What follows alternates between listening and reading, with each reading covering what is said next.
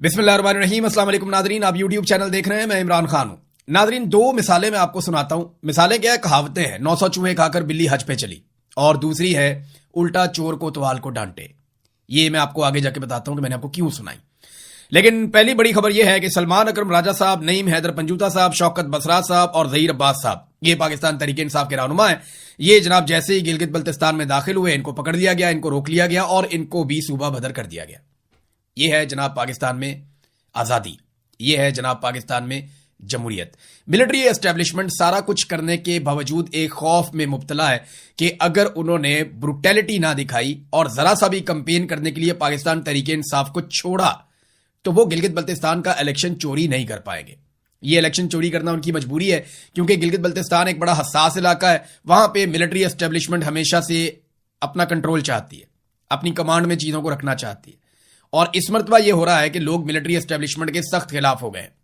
लोग वोट डालना चाहते हैं कैदी नंबर 804 और उनके लोगों को, लेकिन उनको वोट डालने की सहूलत मैसर नहीं है।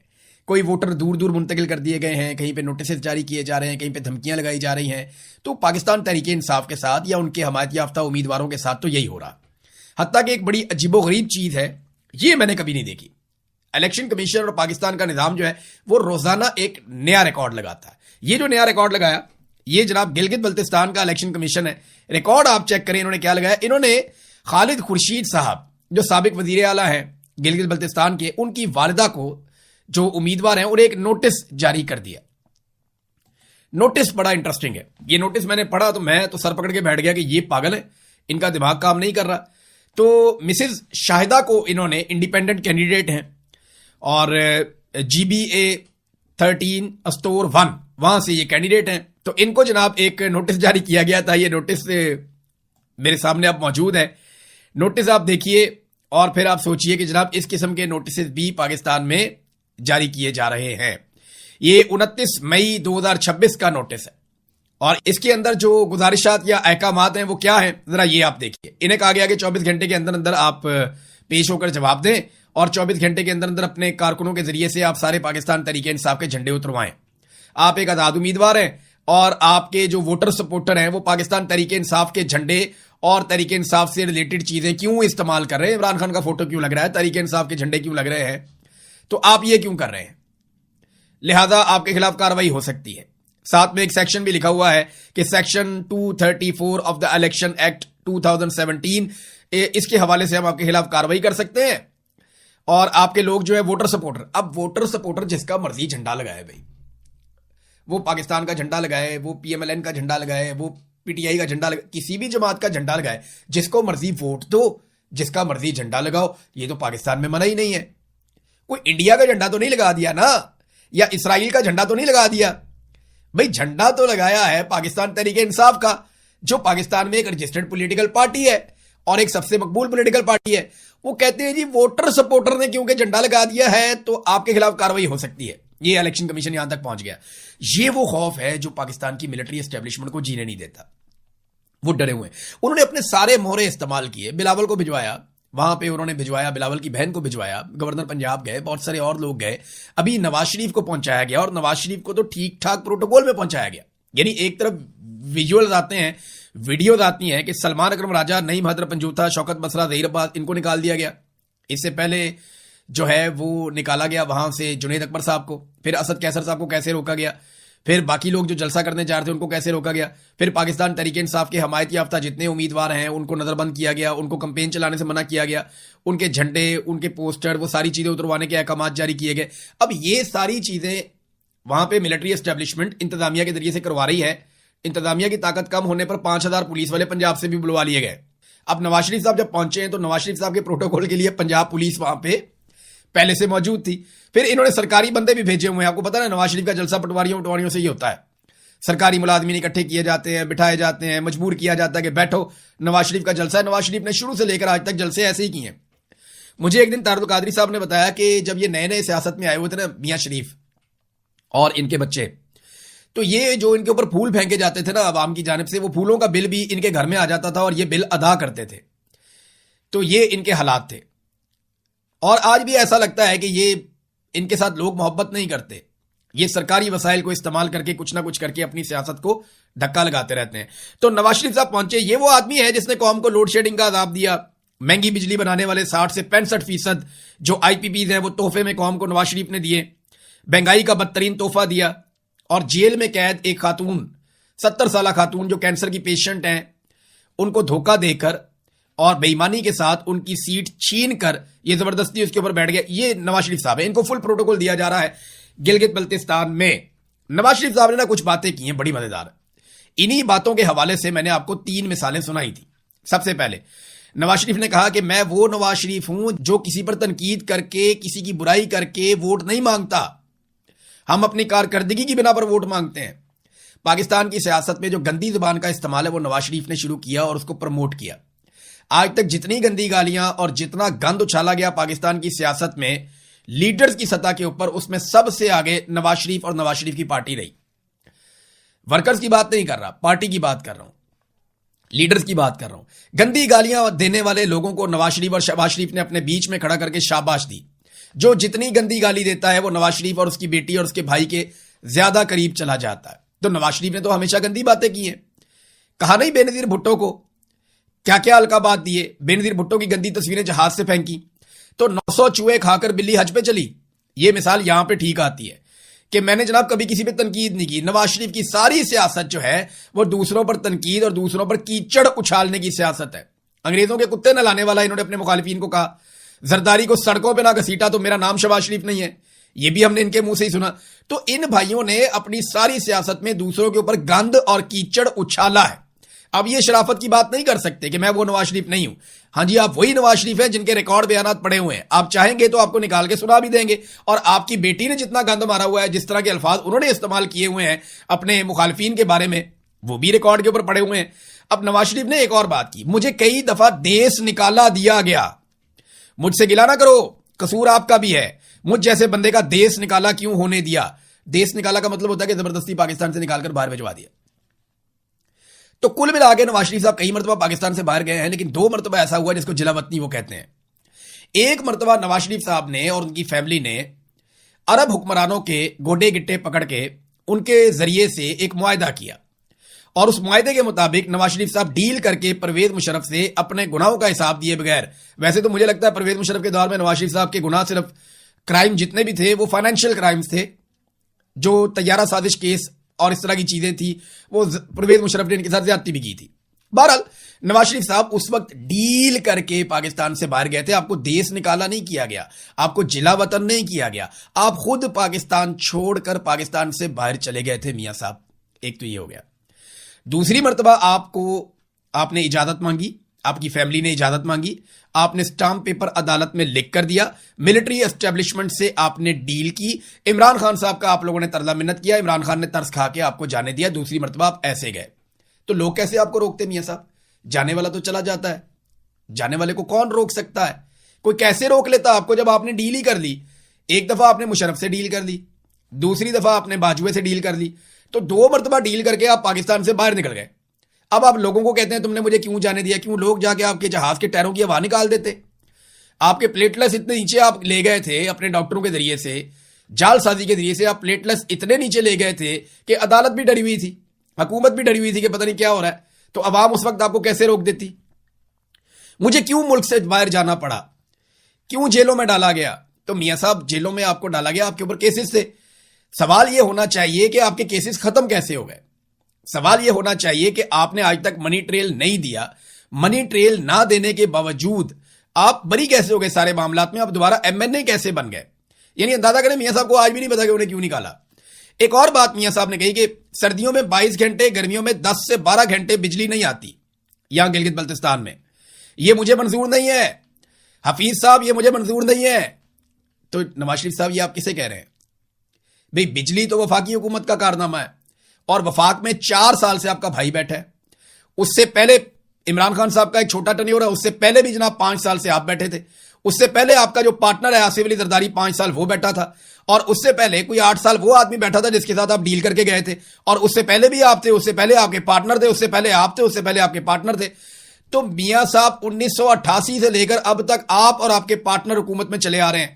اگر آج بھی آج بھی اگر گلگت بلتستان میں 22 گھنٹے سردیوں میں اور 12 گھنٹے گرمیوں میں بجلی نہیں آ رہی تو میاں صاحب رسپانسیبل آپ ہیں، ذمہ دار آپ ہیں. جو آئی پی پیز آپ نے لگائے، اضافی بجلی تو بنا دی لیکن لوگوں میں سکت ہی نہیں ہے وہ بجلی خریدنے کی. یہاں گلگت بلتستان کے لوگ وہ بجلی خرید ہی نہیں سکتے جتنی مہنگی آپ نے بجلی بنا دی ہے.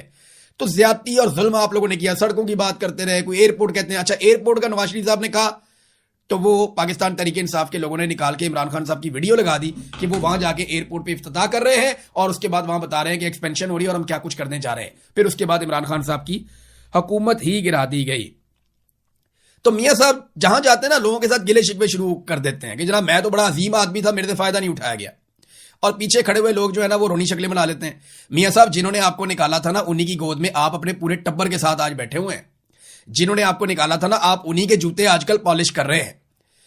آپ انہی کے ساتھ آج بھی تعلقات بنا کے انہی کے ساتھ مل کر پاکستان کو لوٹ رہے ہیں، تباہ و برباد کر رہے ہیں جنہوں نے آپ کو نکالا تھا. سادی بات یہ ہے آپ جب گرفتار ہوئے تو عمران خان وزیر اعظم نہیں تھا. ہاں جب آپ کو پاکستان سے باہر بھیجا گیا تب عمران خان وزیر اعظم تھا.